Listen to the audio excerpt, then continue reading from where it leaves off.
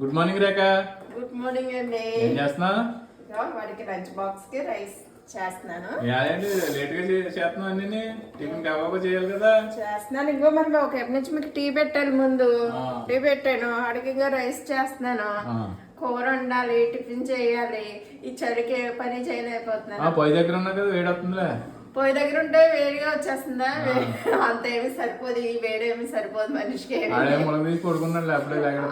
ఎవరు ఆడనే కాదు, మీరేనే కాదు, నేనే కాదు, అందరి పరిస్థితి అలాగే ఉంది. ఎక్కువగా ఉంది చలి. చాలా జాగ్రత్తగానే ఉండాలి. పొద్దున్నే లేచి స్నానాలు చేసి ఇలాంటి చలి నీళ్ళు స్నానాలు చేస్తే ఇంక పని చేయం. కొంచెం వేడి నీళ్ళు తాగుతూ కొద్దిగా అలాగే వేడి నీళ్ళు స్నానాలు చేస్తూ అలా కొంచెం మరి చలి తగ్గిదాకా. ఈ సంవత్సరం ముందుగానే వచ్చేస్తున్నట్టు ఉంది కదా చలి ఎక్కువగానే. టీ ఇచ్చేస్తాను, టిఫిన్ ఇంకా అన్ని రెడీ చేసుకుంటాను. హాయ్ ఫ్రెండ్స్, అందరికి గుడ్ మార్నింగ్. అందరూ ఎలా ఉన్నారు? బాగున్నారా? 2 రోజుల నుంచి గుడ్ మార్నింగ్ వీడియో అయితే మిస్ అయ్యారు కదా, చాలా మందికి కమెంట్ పెట్టారు. కొంచెం హెల్త్ బాగాలేదండి. ఈరోజు కొంచెం బాగానే ఉంది. లేచాను, ఇంకా సోమవారం చేయలేదండి, ఓపికలేదు, బాగోలేదు కూడా. ఇంకా బాబుకోతే లంచ్ బాక్స్ రెడీ చేస్తున్నాను. అందరూ ఎలా ఉన్నారు? బాగున్నారా?